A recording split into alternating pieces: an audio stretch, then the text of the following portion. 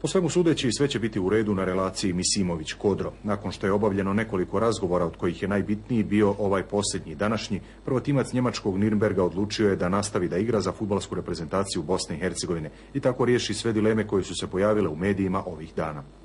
Imao sam fin razgovor sa selektorom Kodrom i pričali smo o svemu malo i rekao sam, jako me pogodilo što su navijači pisali na mojom internet sajtu i čuo sam se par saigrača i tako da sam promijenio odluku i riješio da ću i dalje igrati.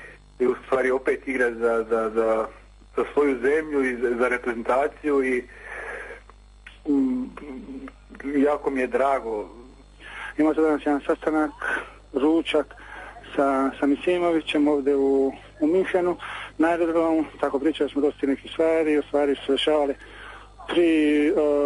prije u reprezentaciji, oko reprezentacije, o tim nekim dešavanjima sadašnjim i tako dalje. Ništa bio jedan vrlo korektan, drugarski, sportski razgovor i tako dalje. Manje više ono što zanima našu javnost, to je da se svjetno vraća reprezentaciju. Svi dobro znamo koliko kreator igre našeg državnog tima znači za igru i možemo da se ipak samo radujemo